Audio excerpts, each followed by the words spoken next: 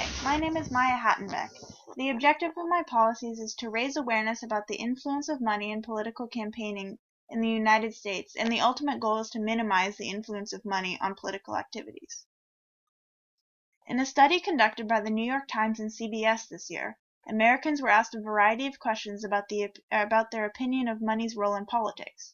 Regardless of their political opinions, gender, or income, 84% of the 1,022 people included in the study agreed that money had too much influence in American politics today.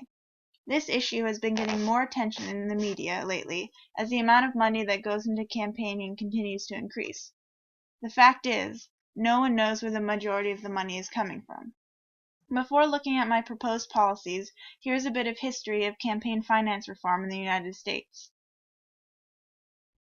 Campaign finance reform issues have been around for a long time. In 1905, Theodore Roosevelt recognized the need for campaign finance legislation.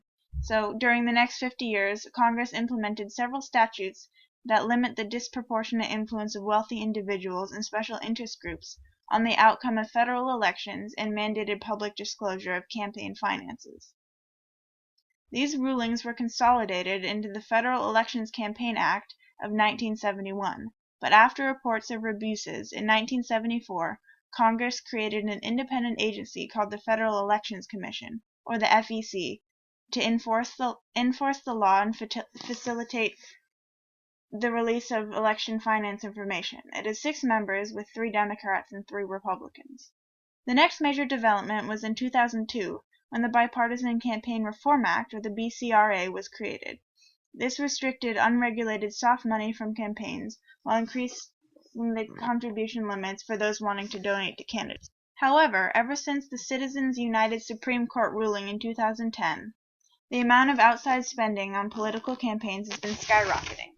As many of you know, the Citizens United case was brought on when the FEC challenged Citizens United's spending, saying that it wasn't legal based on U.S. election laws. In a 5-4 decision, the Supreme Court ruled that Provision 203 of the BCRA, that prohibits independent spending by corporations and unions, was a violation of the First Amendment and its promised right to free speech. This ruling allowed unions, corporations, and associations to spend unlimited amounts of money in elections as long as they don't coordinate their efforts and are not in affiliation with a candidate. As a result of this ruling, super PACs were introduced into the world of political campaigns. Independent expenditure-only committees, or super PACs, are a type of political spending organization that can collect unlimited amounts of money from anonymous donors and spend those unlimited funds to either advocate for or against political candidates. This graph shows that after the Citizens United case in 2010, the next major election in 2012, the amount of independent expenditures spiked millions and millions of dollars. Another example is in this graph, because as a result, the amount of money going into campaigns skyrocketed, because in 2010, the total was about 3 million, with 2 million donated by groups unaffiliated with campaigns, so about 66%. 2 years later, in the 2012 elections, about $1 billion was spent, while 96% of it was from independent expenditures.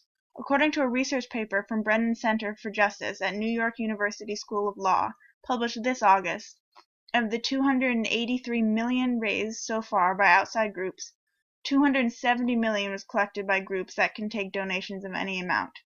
This large amount of money going to campaigning is only expected to go up in the upcoming elections. Some sources predict it topping $10 billion, and the ability for the public to influence this is minimal. The public doesn't even know where the money is coming from. So, here's the problem.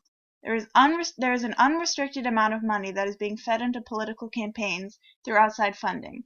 It can be used to help elect people to our government and, once they're there, influence the decisions they make and votes they cast.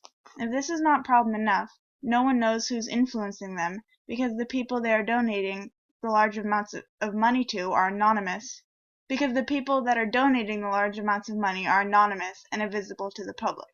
So, given that super PACs can collect unlimited money from anonymous donors through organizations or individuals to influence elections, corporations and union contributions to political campaigns are relatively small compared to individual contributions in super PACs, and the U.S. Supreme Court has interpreted the First Amendment to the Constitution to allow corporations the same rights of speech as individual people, but corporations are chartered by the people, and corporations should not have the same status as people.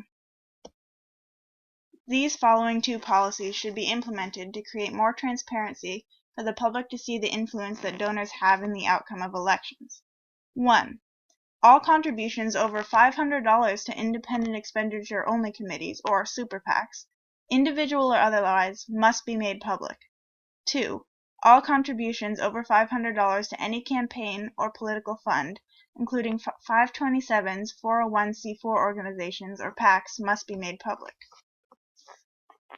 Both of these policies would be created and enforced by the FEC. They would collect a semi-annual or monthly on election years report of these expenditures, both from the registered super PACs and the other individual expenditures.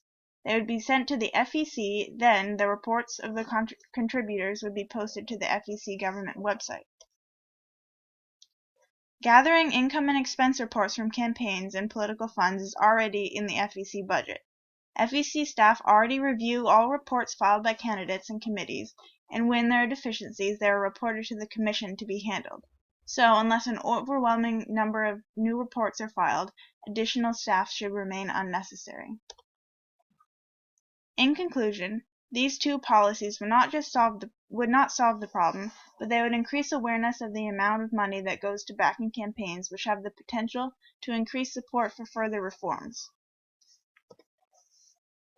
As a follow-up to these two policies, if they reach the correct office and get passed and implemented, depending on the amount of public approval and effectiveness, these other policies could be considered to allow the public to fully grasp the amount of money that really goes into political campaigns.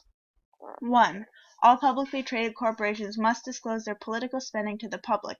This would include all money that they donate to super PACs, 527s, 501c4 organizations, PACs, and money that goes directly to campaigns. This policy would be created and enforced by the SEC, who would provide a semi-annual list of these expenditures on non-election years and a monthly list on election years. The list could be accessed on their website. 2. Any company that has a contract with the federal government must disclose all political spending, otherwise coined as dark money, to the public. This would encompass not only the previously mentioned publicly traded corporations, but the private corporations that have contracts with the government. This policy would be created and enforced by the IRS, who would also provide a semi-annual list of these expenditures on non-election years and a monthly list on election years. This list could also be accessed on their website. Thank you for watching. Please consider supporting these policies and the potential they have to change the way campaigns run. You can do this by staying informed, letting your elected representatives know what you think, and by voting.